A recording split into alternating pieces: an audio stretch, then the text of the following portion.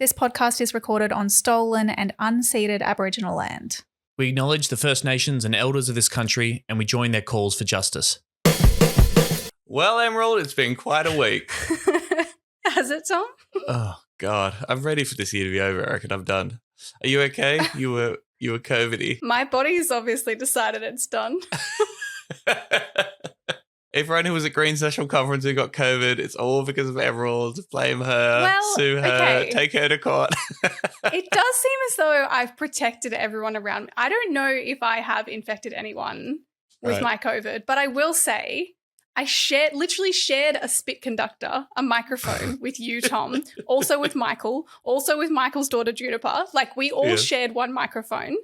And I also, me and my two best friends, literally, like, one of us, we went and got dinner that night, same night that I then later tested positive. And my friend Reed bought a single can of drink, which we passed between us to share, like children or something. And yeah, none of those people got COVID. So I don't know. I have come to the realization throughout this process, this journey, that I'm very emotionally impacted by viruses. I've realized this has happened before. Like, I rarely get sick, but when I get sick, I'll often get extremely emotional and like just very emotionally fragile. So that was probably worse than the physical symptoms, to be honest, but I'm feeling a lot better now. Have you finished your book tour? Yeah, book tour over. Okay. Officially launched in the 3 major cities. Let the bestseller money start trickling in. Okay. Were you emotionally impacted by the fact that you had to launch my book in Brisbane via Zoom? Your little laptop, understand? I was emotionally impacted by the fact that people still went. It was very nice. It was sweet. It was a packed little room.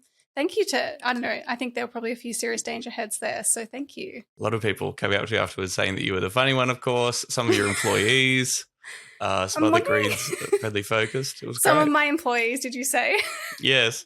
Yeah, they said you're their boss. Josie and Izzy, shout out. Thanks.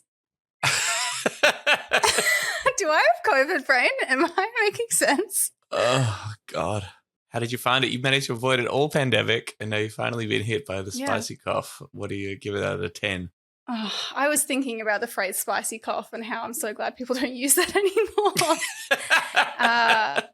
What do you hate worse, spicy cough or green slide? Oof. Yeah, I don't know about that. My final one here is the Premier is very clear that Victoria is a progressive state. We know that the Greens are going to end up with essentially the biggest block of votes on the crossbench in the upper house. But 1.4% of people voted for the Victorian Socialists. Can you imagine that there are people in the community of Victoria who think the Greens are too soft? I can't believe that. Can you believe that? I mean, that's just a pee take, surely. People are just going in there and ticking it because they think they might annoy Paul Murray on Sky one night. But, I mean, that is incredible. Serious danger to Australia. So we're not doing a regular episode this week because it's been a bit of a fucked up week and things have just been all over the place. So, wait, should we say who we are? I'm Emerald, that's Tom. This is Serious Danger, a podcast about green politics in Australia, not an official Greens Party podcast, made possible with the help of the Green Institute, produced by Michael the Griffin. Anyway, go on. Imagine this for an hour, everyone. No. Thankfully, we have an episode in the can that we're going to share with you. It has been a pretty wild week. We had the live show at the Greens National Conference, which we have released this week as a special Patreon episode. If you're a patron, you will have already got that in your sweet, sweet feed. You might have got a message from us about it. If not, hey, consider becoming a patron. You can listen to that sweet bonus content live on stage at the Greens National Conference 2022 in Meanjin with special guest Michael Berkman and his daughter Juno, who got really involved in the broadcast, which was adorable. Really involved. Stealing a microphone and saying absolutely nothing. Yeah. Every time. And she fooled us every time. Every time we're like, she's going to say something brilliant this time.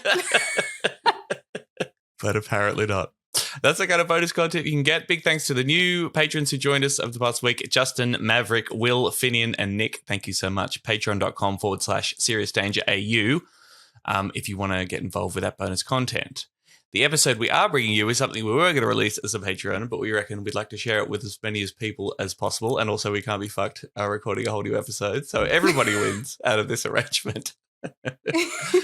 We are chatting more about the results of the 2022 Victorian state election, which happened on my birthday. There was a green slide. It's Greens Victoria, or Greenstoria, whatever the fuck. Greenstoria. Greens Victoria. But another party that did quite well. I feel like I've got your COVID brain by osmosis or something. I'm actually much more lucid than you right now. The other party that did quite well on the left was the old Victorian Socialists, the VS. Interesting. And we had a chat with Daniel Lopez from Victorian Socialists last week on Friday afternoon. This is recorded. So since then, there's been quite a few more results and some stuff is still being counted, particularly in the upper house. There is still a chance that Liz Walsh from the Victorian Socialist could get up and their campaign to elect a Victorian Socialist could actually happen. Dang. Yeah, because when Daniel said that, when we were recording the podcast, and I hadn't been following it that closely, and I was like, really? I thought you guys were kind of out of contention, but apparently not. Regardless, it's an incredible result for a party that's been around for a very short period of time. Daniel's also, the editor of Jacobin, really smart guy, and we had a great conversation about the history of Victorian Socialists, their strategy, where they see things going from here, and I guess really diving into the relationship between the Victorian Greens, or the Greens more broadly as a political electoral option for people on the left, and especially disaffected young people, and VS, and whether we will become mortal enemies or we'll see where everything shakes out. Hey, yeah, I had a lot of fun with this convo. It's a good one. Enjoy. Are you a socialist? Yeah, socialist. Yeah, socialist. Yeah. Oh yeah. Our guest is the wonderful Daniel Lopez, who is the Australian editor of Jacobin magazine. If you're not across Jacobin, check them out. They do great stuff. And a member of the executive of the Victorian Socialists. The VS had a very, very impressive showing at the recent state election for a party that's only been around for less than 6 years, for fuck's sake. We're going to get into that.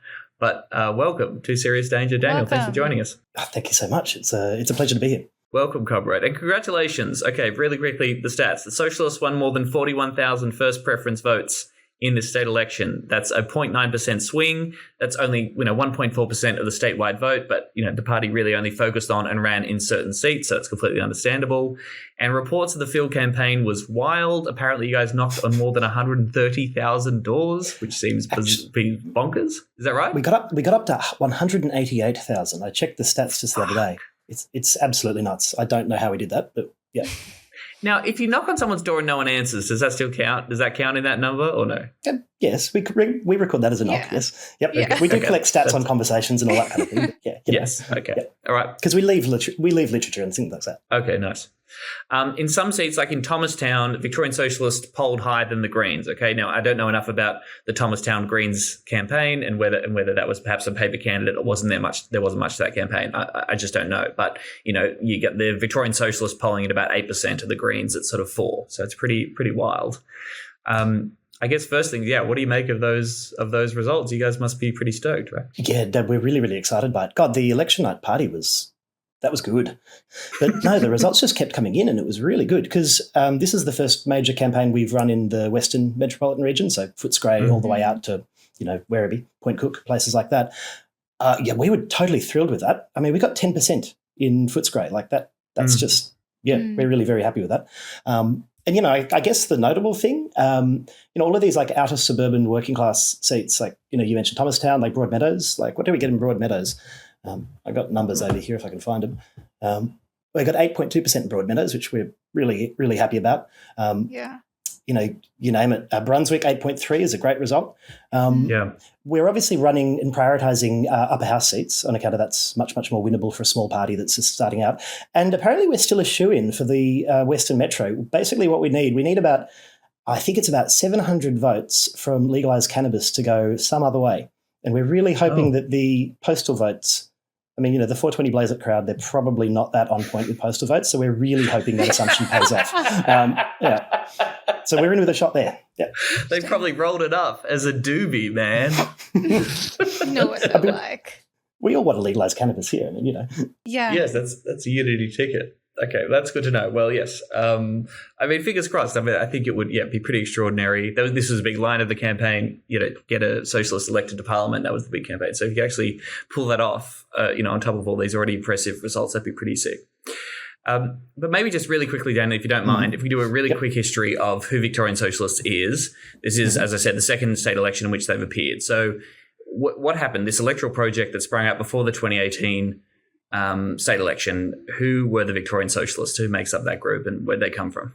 Before the 2018 state election, I think possibly the idea germinated I think maybe Guy Rundle had the idea, but got together Socialist Alternative, which is, I guess, a small, quite radical group that's previously been very campus-based. Socialist Alliance, which they're sort of around the country. They have a councillor in Moreland. Steve Jolly, who's like a local councillor in the Yarra area with quite a profile, got together those groups to put together like basically an electoral coalition.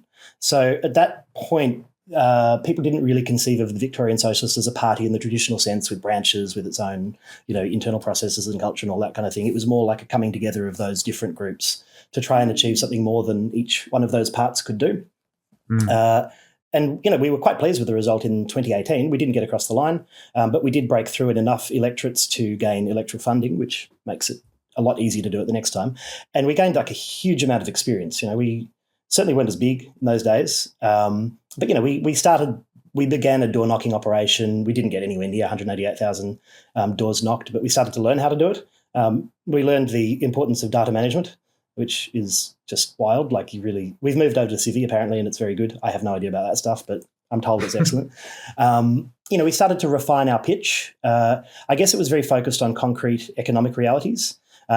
We do try and introduce sort of political questions into state politics. Like we wanted Victoria to become a sanctuary state for refugees, for example, but really like hip pocket stuff, reversing privatisation, you name it. And, we were quite thrilled with the response we got then. So it made a lot of sense to continue on after that. There was a little bit of a lull for maybe a year, I suppose because there wasn't another election coming up and some of the constituent groups fell back into their usual routines of doing, having meetings and going to rallies, which is very good. But then we sort of made a comeback during 2020 and we ran in the council elections across Melbourne. As I guess you'd know, there's sort of different setups for the council elections. So some have multi-member wards, others have single-member wards. Those are much, much harder to break into, but the multi-member wards are where it's achievable. And we got someone across the line in Footscray. That's George Jokera. He's great. I really love the guy. He's sort of the right combination of like very energetic, very well-connected, very approachable and, a good local councillor. So within the first couple of months of him taking up that seat, we had a few quite small wins, but I think quite significant for local people. Like we got Vietnamese taught in a handful of schools in that area, which hadn't been the case previously, and that was quite significant. We managed to sort of defend a couple of social housing projects against NIMBY opposition over there. So that started to get a bit of a resonance. Then we took a tilt in the federal election. We knew that we weren't going to win anything in the federal election. The goal was really to get our name out there. We ran Aaron Mavalganam as our lead candidate, who's a refugee a Tamil refugee. So we were really happy with the response there. And then it made sense to pivot immediately to the state election. I guess in some ways the federal election was like a trial run. We were trying to get our networks down. We were trying to get our campaign infrastructure down, train our volunteers, sort of finesse the pitch, and then go into the state election. So, and the ambitious part about it was we ran in both of those large districts, the north and the west. Right.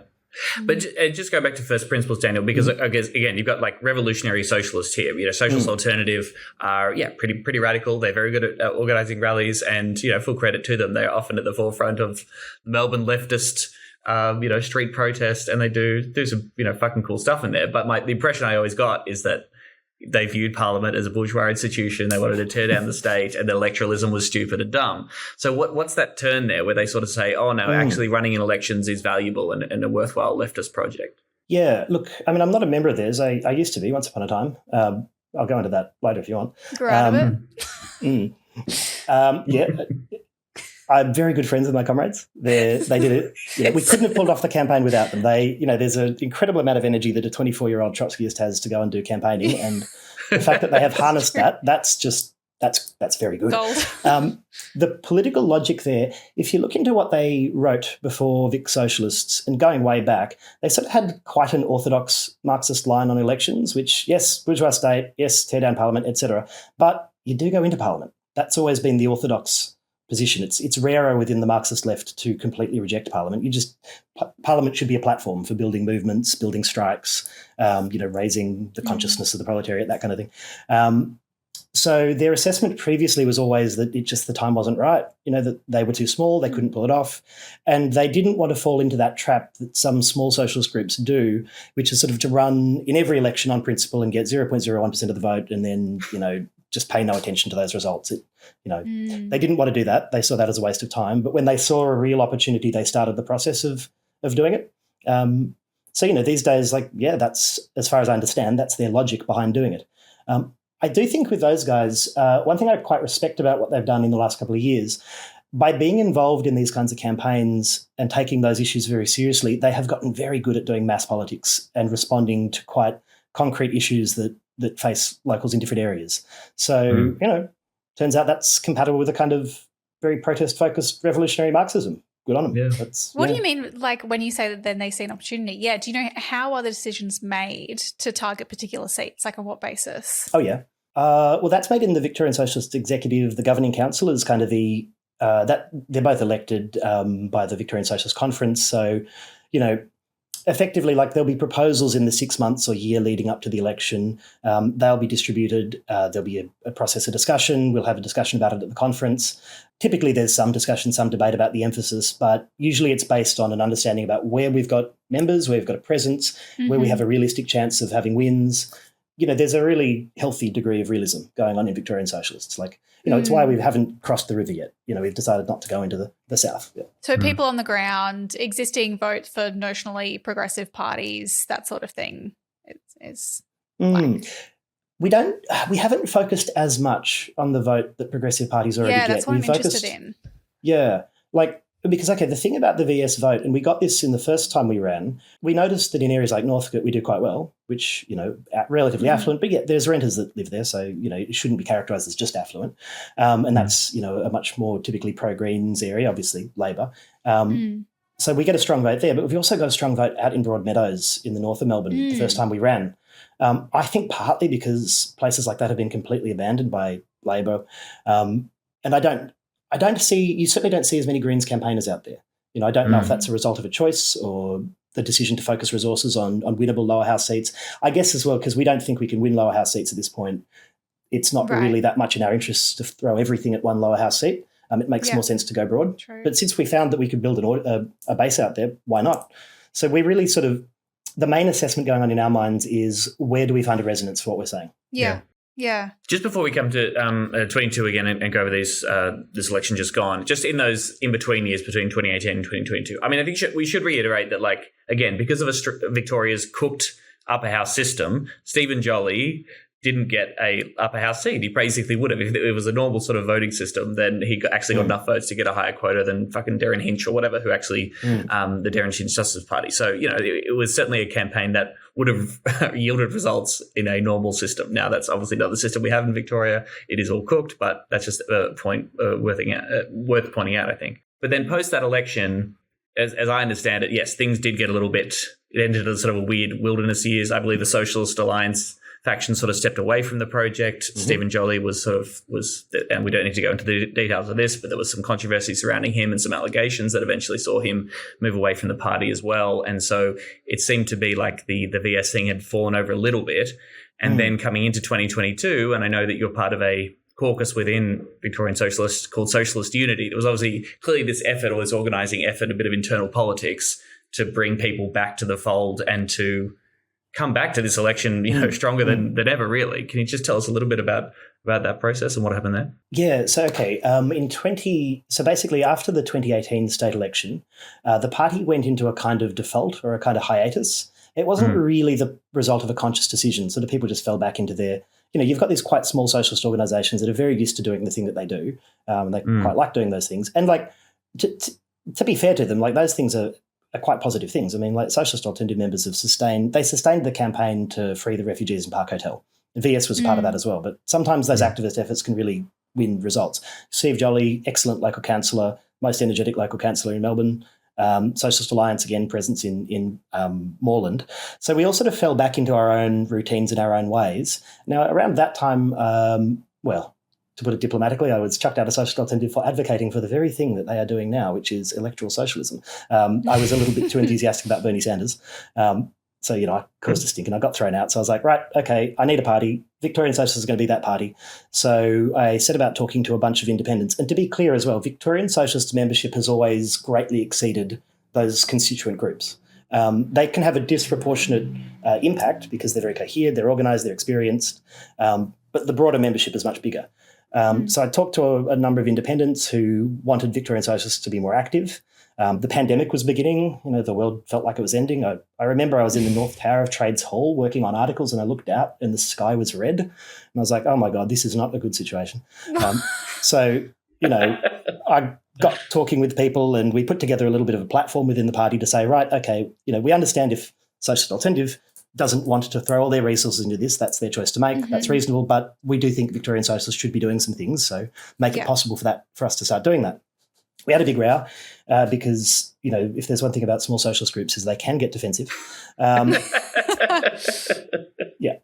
Within that row, basically the outcome was a recognition that we needed to do more. We sort of found some baseline things that we could agree on. But that said, the Socialist Alliance at that point took it as a cue to leave. Now, there are different readings of that. I didn't agree with them at the time. So this is very much my own reading. If you ask one of those guys, they'll probably say something different. Well, that they argued that Victorian Socialists wasn't democratic. I argued that they could bring maybe 15 people to a conference and they simply lost a vote. I just think if you want to do politics, you need to try and get the numbers. Yes. My God. People who argue that, that something's undemocratic simply because they can't organise. It's always fun. Getting more people to agree with you, that's cheating. Okay, you got to do that. Oh, no, it's like branch stacking. You mean you've just recruited a number of people in good faith and they seem to agree with you? It's wild. The other thing I did hear around the traps is because Socialist Alliance for a long time has positioned itself as the Socialist Party for Australia. They never... And I remember in the 2000s when they were numerically very significant and they seemed to have a shot. I kind of think they were eclipsed by the rise of the Greens. And I think also the decline of protest movements did not help at all. But the order came through from Sydney, I think, where they're stronger and where their leadership is based. So I had a number of the Socialist Alliance people in Melbourne call me at the time saying, oh, look, we don't think it's good. We're leaving. We think that's a mistake, but, whatever, we're committed to our thing. So they left. Yeah. The thing is, that wasn't very numerically significant for Vic Socialists because they never really brought a lot of activists. They brought experience in terms of Moreland and council politics and certainly cred because, it's a left unity project. But, when that happened, I basically made a call to say, look, I'm not going with the Socialist Alliance because, their design values are terrible. So I decided to go stick with VS and set up my own caucus and, push an argument for – basically our argument was Victorian Socialists should become a party. It should, develop towards branches, towards mass membership. We should start collecting serious dues from our members. We should develop a platform. We should professionalise. We should develop, expertise in different areas like data, comms, you name it. And sort of over time, I think others in the party wanted that as well. So I don't want to present it as though we did this. It's sort of, I think we all found a way to agree. And then we went into the council elections and that was successful and including under lockdown too. We just spent days and days and days walking around leafleting, letterboxing because we obviously couldn't door knock or hold stalls or talk to people. So, And then we got over the line in Footscray and that seemed to vindicate the project. And so then the logical thing to do was to keep going and to, find ways to build out and to expand. The main thing I just really want to make sure that we talk about is the door knocking because obviously as a Queenslander, as a Greenslander, I want to hear more about this fucking massive door knocking project.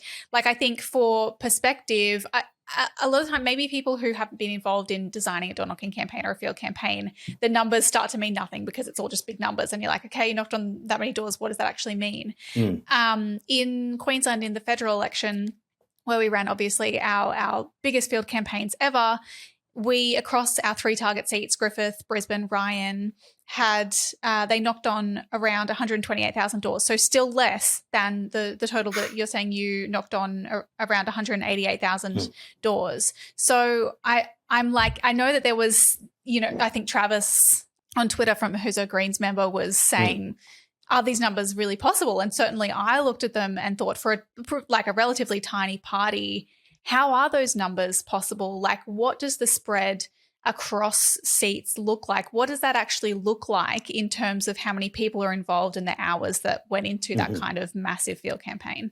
Let's see. So I asked a couple of the organisers for numerical estimates this time around, keeping in mind this is the fourth major campaign we've run. So I think this is similar in Brisbane as well. Like, the more you do it, the more you train people, the more they become adept at it. They learn how to talk to people better. Your logistics get better. So I believe we had about 400 volunteers involved on quite a regular basis from about August going into the state election, and on average probably putting in about 6 hours a week. So, and then the other thing that we typically do, we sort of have different formats of door knocks, but we find that doing a very big all-in door knock where we converge on a given area, distribute maps, distribute kits, and have a bit of mega door speech. Knock. Yeah, and then sort of, go and filter out into that area. We find that's really useful. Like, it means that people feel that they're part of, you're much more part of something, and I find that door knocking, I love it. Like, it's wonderful. And you just get to talk to such a broad spread of people and have such interesting conversations. And you get to read houses too, You sort of walk past one, you go, absolutely a shared house, definitely knock on that door. And then the beautiful big sort of, log mansions, it's like, okay, we'll see how this goes. Maybe, I don't know. But, these guys look pretty wealthy. We don't know. Or like in the inner city where it's obviously a lot wealthy, but you try. And you talk to everyone. Like, that's one of the things. Yeah, so you do. You don't filter. Yeah. Yep. Do you knock on the door even if they have a Labor placard out the front, which we've been told is the worst possible thing that anyone can do? Would you do that? Yes, we would. You'll never be able to swing a Labor vote. Of course you would. Of course we would.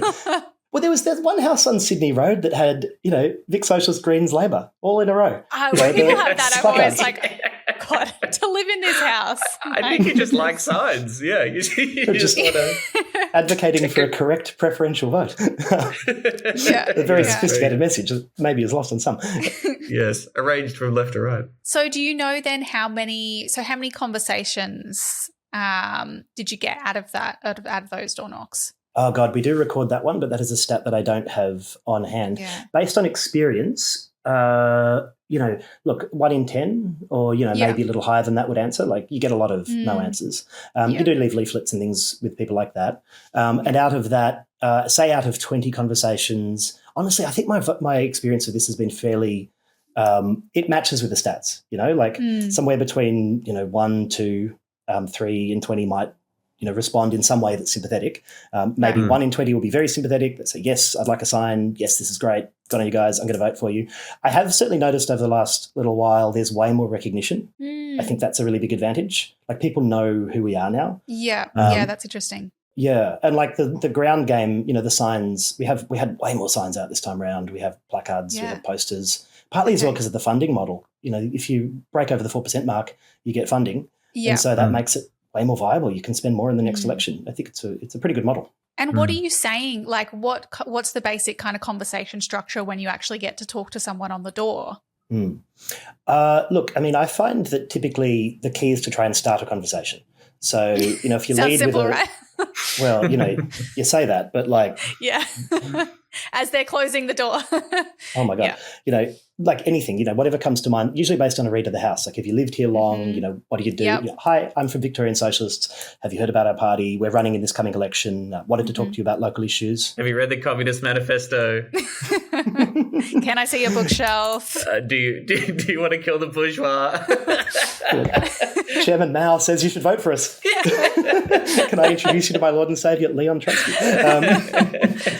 And then if I have to choose policies to lead on, I sort of make a call based on a read of the house. So if it's renters, you just say, look, we want to freeze rents. We want to build a lot of public housing.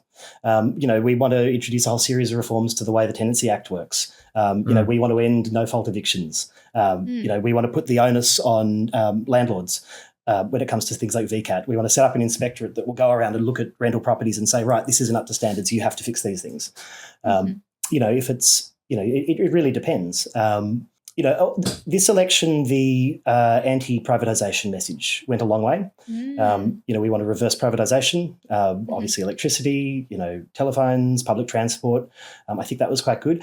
Also, our candidates will only accept basically a worker's wage. that's very popular. Mm. Basically a senior Yes. nurse's wage. We don't think Yeah. that politicians should be more privileged than those that they represent. And donate the rest. Yes. Like set up basically a fund to support community campaigns or good causes in the local area. Mm-hmm. Yeah, and I think that can help cut through a lot because one thing we notice, and I think certainly from conversations with Greens in Brisbane, I'm mates with Liam Flanetti and Max and all that, they emphasise that there's this huge disconnect between most people in politics, and I think that's very, very true. You don't notice it as much somewhere like Northcote, but out in Thomastown or Broadmeadows, absolutely you do. So, saying, well, we're different. Well, why are you different? Well, our candidates will only accept the same wage as a senior nurse. We think these guys are out of touch, and it cuts right through. We think politics is broken, it's rigged for the rich. So some of that straightforward rhetoric, I think, is quite effective. But, really what you want is to have a conversation. Yeah, and will you use that? Because, maybe this is a little cheeky of me to ask, but is that one of the lines that you would use? Because presumably you have lines that you would use when people ask, well, why should I vote for you instead of the Greens? Oh, yeah. What are the sort of things that you would say to that? No, that's fair enough. The first thing I'd say is look, we think you should vote number 2 for the Greens. A lot of our policies are aligned. So we're not trying to run a hostile campaign towards the Greens. Yeah. I guess the thing we'd say after that is, well, we want more systemic change.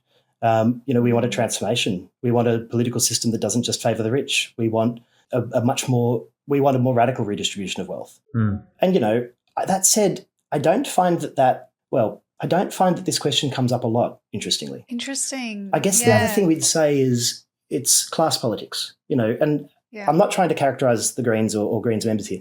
I guess it's just a difference between an explicitly and openly socialist party and then a party that has many socialists within it or many socialist policies. But we say, look, we're for a working class party. We want a party that supports unions. We're for a party that supports working class people, working class areas. We want to do that. And then we don't negatively campaign about the Greens, but usually there's an implicit yes, I see what you mean. Okay. You guys don't have a tree Tory problem. Yeah. No. And it's interesting, right? Because actually I'm kind of exposing I think from an insider perspective, it's obvious to people like us that the key competitor, the major competitor to the Greens on the left is Victorian Socialists, or that they sit in a very similar kind of space electorally and are competing against each other for votes. Whereas it's probably still the case, particularly in a lot of the seats you were campaigning in, that the ordinary voter doesn't see it that way because they don't necessarily see the Greens as a socialist party, and they don't hear Victorian Socialists and think that's a competitor to the Greens, which says something in itself, doesn't it? Yeah, it also, we really need to underline, I think we've explored this on the show, the difference between the state branches, right? And there is no real Victorian Socialist equivalent in Queensland. And as we've discussed, the Queensland Greens have pursued a left-wing populist class analysis politics for a long time. And Victorian Greens, again, much love, comrades, et cetera, but let's be real, it's just a slightly more conservative party that isn't necessarily engaging in those same kind of politics. And I assume, Daniel, that's why you're not a member of the Greens. You just don't see that same class analysis or awareness coming through in the Victorian Greens, the Victorian branch of the federal Greens, if that's fair to say. I'd say, based on my experience, there's personally why, this can be missed because it seems like such a straightforward point, but there's a huge power in campaigning for a party that completely aligns with your political perspective. I'm a socialist. Yes. I'd like to campaign for an openly socialist party. And I haven't found that that's a liability.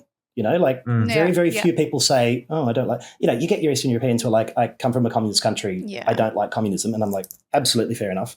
Get it. But then you get your, old mates from Southern European countries who's like, yes, I'm a communist. How do I vote for a communist? But this is marginal. Most people just have no idea about these things. So that's the broadest, I'd like to be in a socialist party. I think even within the Victorian Greens, there are distinctions. I'm a big Adam Bandt fan. He's great. He's a really good leader. A huge Lydia Thorpe fan. She's wonderful. She's a real radical. She deserves all of our support. But they're focused on federal parliament, as they probably need to be. Then on a local council area, there start to be a few more problems. For example, I lived up in Preston for 8 years, where the Preston market's a huge problem. Developers are trying to knock it down to build a shopping mall. The community loves the Preston market. And, actually that seat could fall to Gaetano Greco, who is a independent, he describes himself as what Labor used to be in the 70s. And I think it's pretty much, that's correct. And it's overwhelmingly because of his advocacy for the market. He's basically saying, right, well, if you're serious about the market needs to be brought into public ownership. The Greens on council have not said that. At times they've been ambiguous on the question. At times they've presented redevelopment plans that are backed by the developers to the state government as though that is representative of the local area. I don't really think of them as tree Tory Greens. I think of them as human resources Greens. You know, Pride Week is very important, but also we've had to do a restructure and 10% of casual jobs are going to go. I mean, I work at universities, so, you know. Yeah. So, like, you know, at a local level, like this certainly isn't the case for everyone. Like I'm not trying to have a go.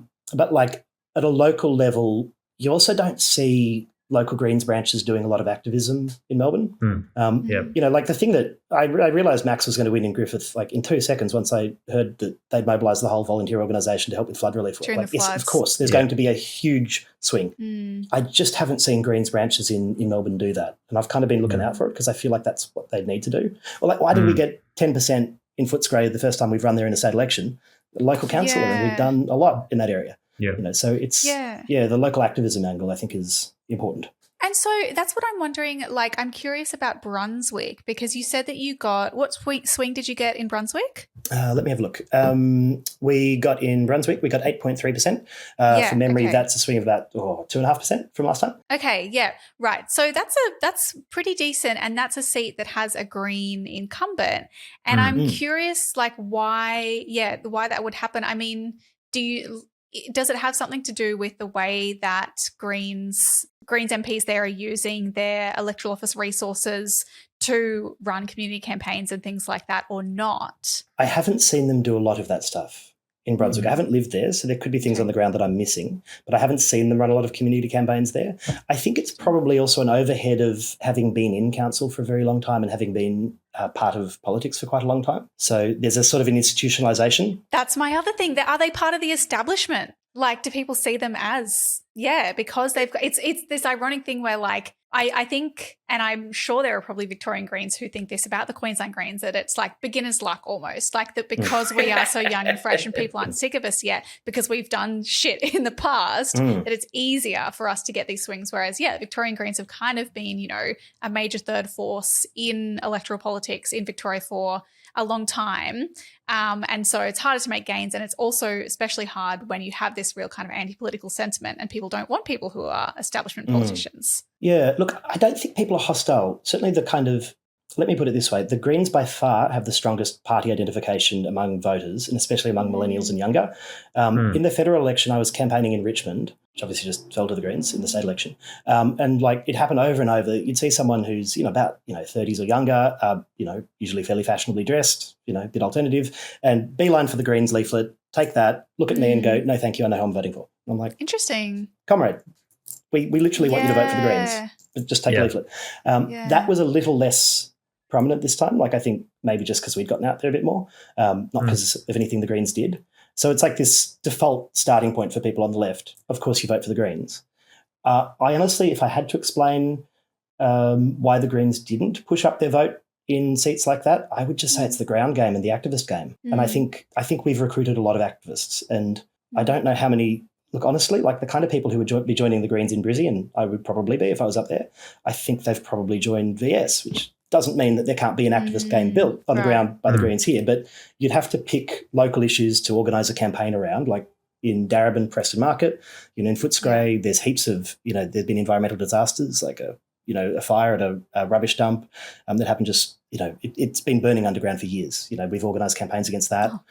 Those kinds of things to focus on and get, activists to prove to people in the community that they're doing something, I think, is the key. I mean, it's also just look, I think you'd agree with this, Daniel. Looking over some of these results, it's very clear that you guys got a lot of people to switch from Labor to Victorian Socialists. It's not like, I mean, in Northcote probably it's a different story, but, and I'm sure there are lots of, formerly Greens voters who may have voted further left. But as far as I can tell, like in Brunswick, for example, Tim Reid got a small, but a 1.8% swing to him on his primary. The Labor candidate, Mike Williams, had a 9% swing against him. And that's where the Victorian Socialists, picked up that huge 8.7%. So, and I think it was the true was in a few others, particularly maybe in Preston or Pascoe Vale as well, a similar result. You're getting the Labor primary going down, and Victorian Socialists really do seem to be the benefit of that. Yes, I think that's true. I think on one hand, it's that we campaign hard in some of those traditionally Labor areas. The huge disconnect from party politics there, basically I think voters endorsed Daniel Andrews' handling of the pandemic. That's a very important point. But this is hardly a reason to be very enthusiastic. It's just a reason to not vote for the Liberals. Then, what else? Okay, well, level crossings. No one likes level crossings. That's fine.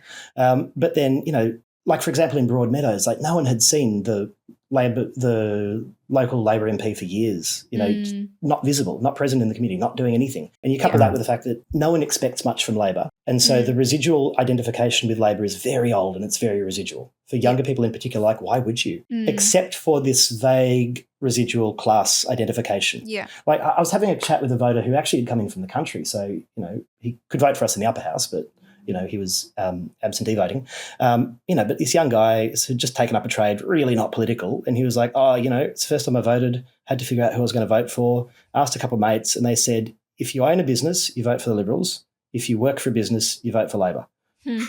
That still exists. But we can try and get through to that and say, well, okay, never vote for the Liberals, great. But, would you like a party that would try and make things better for you? If that sounds nice, you could consider us. Yeah. Same challenge for us. Well, the Labor Party that says when businesses succeed, we all do well. Yeah, there you go. Yeah. Two last things I'd love to hit on just before we wrap up, Daniel. And thanks very much for giving us time, even though you are the enemy and we will destroy you. First of all, you talk about how committed these activists that you're recruiting, and anyone who was out handing out how to vote cards, or indeed was going to pre-poll, or was just engaging in any way with the political environment over the past couple of weeks, would have almost certainly run into a Victorian Socialist volunteer or an activist. And this caused a fair bit of controversy because these are extremely dedicated people. These are people who are extremely politically committed, have thought a lot about what they think, and have no inhibitions necessarily about prosecuting that case, talking to people, walking people right up to the booth, asking questions again and again. And some would describe this approach as either aggressive or it might put some people off. Now, in my experience, I saw it put some people off once or twice for sure, but broadly speaking, on balance, I was just overwhelmingly impressed that you had all these young people fully committed, working really hard, multiple volunteers on any one polling booth station. And as I mentioned, I think to Emerald, like the belly aching from both Greens volunteers and Labor volunteers about the behaviour of the Victorian Socialists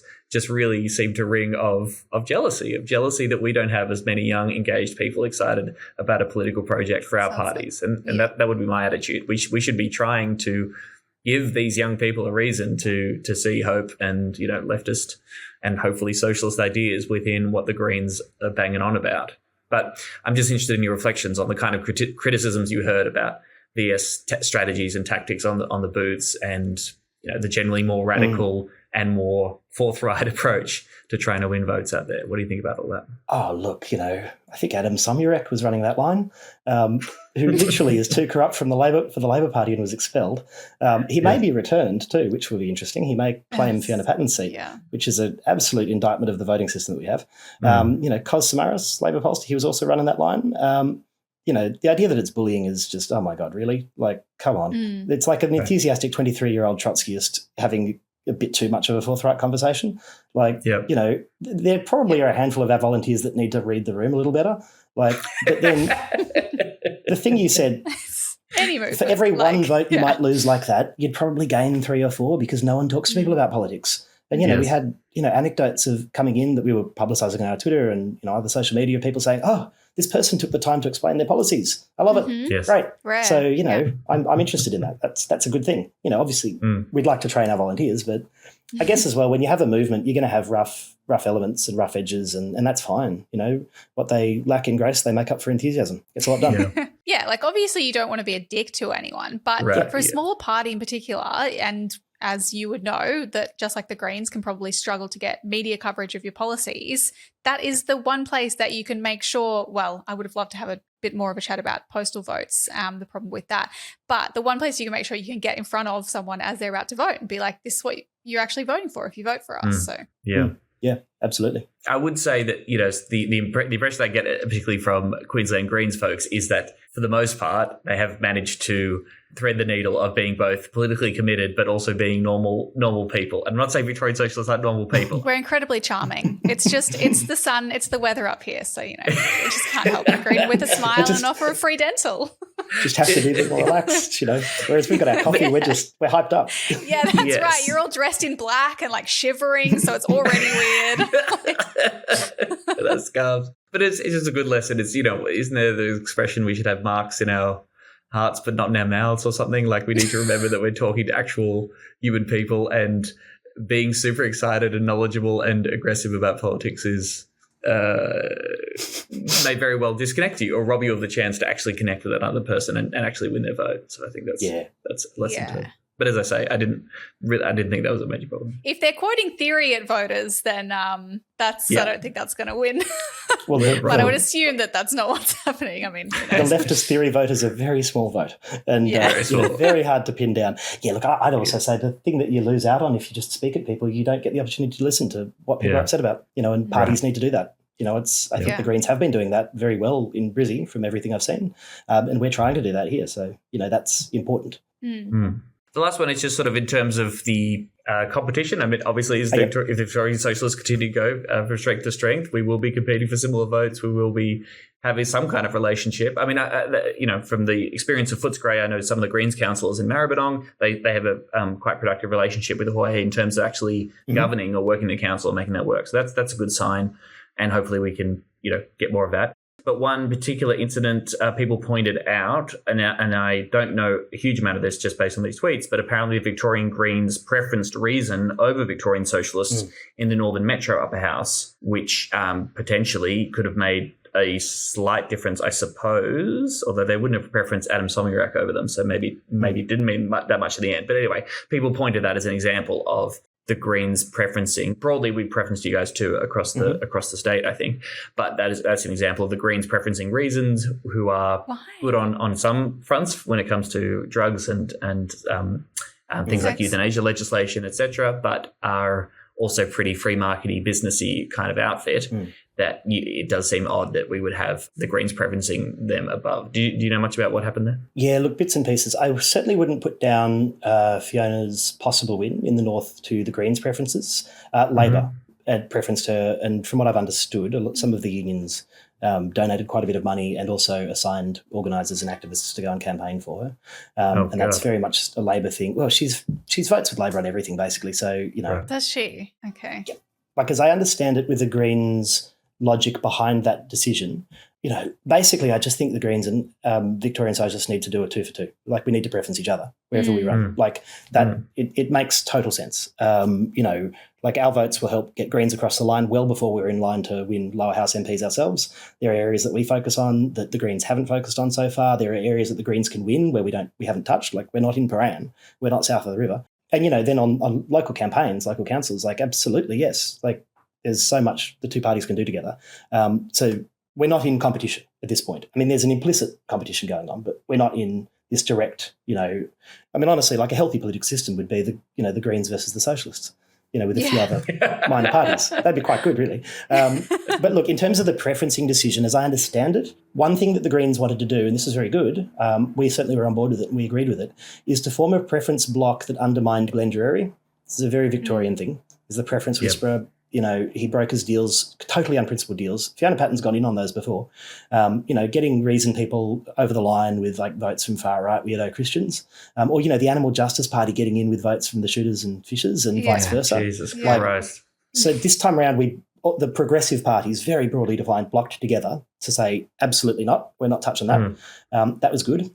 Fiona Patton did go to the angry Victorians, but she didn't do that via Glenn Drury. So.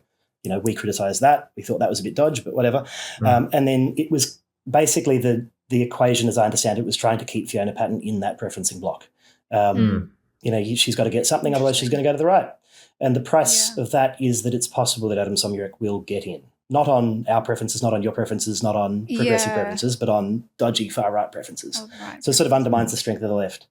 My hope is we get rid of this voting system. Like, it seems like every progressive party wants to do away with it. Labor will be the barrier there because they benefit from it in all sorts of ways. It's a system that's really harmed the Greens. Like, the number of Greens upper house MPs is far lower than what it should be based on the numbers. So hopefully we'll get rid of that.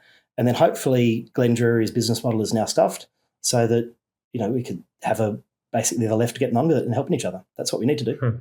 Unity. Oh, unity. It's So cute. sweet. Let's all hold hands.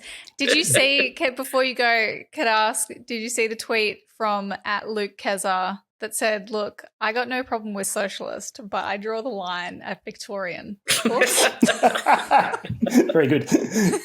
When is this? Is he in Queenslander? Where the fuck is this I don't know going? who this is. I don't know who this Luke Keza is, but I got to say, it brought me and a lot of other people, a lot of other Queenslanders, lots of joy. Absolutely no respect for his cultural betters. Yes. Now that's a Victorian Greens attitude that I can get on board with. VictorianSocialist.org.au. I don't know if it's kosher for me to mention this other political party, but if people are interested, We've set up a redirect. yes, we will Greentalk.eu/join.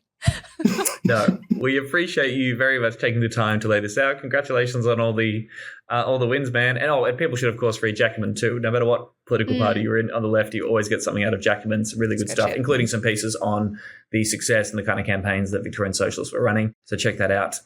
Daniel Lopez, thanks for chatting to us on Serious Danger. Thanks, Daniel. Wonderful. Thanks so much. It was a really good time. Hi, are you a fan of Bernie Sanders? Yeah, I am. What do you like about him? That he's a socialist. Well, you know Venezuela, right? Heard of it? A majority of the country is currently eating rats while their politicians are drinking champagne on a daily basis. You people have like worms in your brain, honestly. We do have a call to action. We spoke about this. You might have heard if you've listened to the Patreon episode, the live show with Michael Berkman. We spoke about sort of anti-protest crackdowns from governments and disproportionate sentences for protesters, climate protesters, and about Violet Coco's fucked up sentence, where she's been sentenced to, now I've forgotten the figure, but is it 15 months in prison, 8 months no parole? Something like that. Yeah, I think so. Yeah, for blocking the Sydney Harbour Bridge as part of a climate protest. Blocked one lane of the bridge for 25 minutes or something like that. Yeah, 25 minutes. I mean, that is ages. I mean, that deserves 8 months of being locked up. Yeah, inside and absolutely. having your freedom denied, I reckon. Yeah. Well, yes, they're inconveniencing our way of life, as New South Wales Premier Dominic Ferrate put it. Yes. So these fucked up fossil fuel owned politicians have come out being like, no, this is good actually. I think this is great, and the courts are working really well. Yeah. But people with any shred of sanity and humanity at all are like, this is cooked. We should not be punishing peaceful protesters, and particularly people who are trying to just raise the alarm about something that is going to kill us all. So there's a chuffed fundraiser to support Violet's legal costs, her legal fees, get Violet out of prison. We'll chuck the link in the show notes. Looks like it's actually raised a fair chunk of money already, but I imagine that, those funds will go to a good cause regardless, because protesters keep getting targeted for this shit and it is really ridiculous. So please chuck in some money if you can. Did you see that she's like the niece of a high-ranking New South Wales Liberal minister? I vaguely saw this and I was like, wow. And that minister that came out and was like, fuck my niece, lock her up. No one's above the law. Yeah. I was trying to write jokes about this. Uncles suck, right? Because I became an uncle in the last year. I feel like all representations of uncles in culture and in general society, uncles are always doing terrible things. That's true. My uncle looks like Steve Irwin. That's yeah. Well, that's Uncle good, Keith. I guess. We used to have this giant life-size cutout of Steve Irwin at my dad's house that I literally because you would walk in and be like, Keith, and then you'd be like, oh, it's Steve Irwin. They looked so similar. Is your uncle's name Keith Moon? Yeah. Oh. Yeah. Isn't he the drummer from the fucking The Who? Yes. So he's got a whole lot going on. So good. Really good. All right, everyone. Thanks for listening. Thanks for bearing with us. Sorry that we're a bit out of it and that we're sickly. And we hope you enjoyed that conversation with Daniel Lopez. And we will be back with fresh new content next week. You can always follow us on social media at Serious Danger AU. Subscribe to us on YouTube, please. Follow us on Twitter, Instagram, TikTok. And send us an email anytime you like. hello@seriousdangerpod.com. Stop giggling. Serious Danger Australia.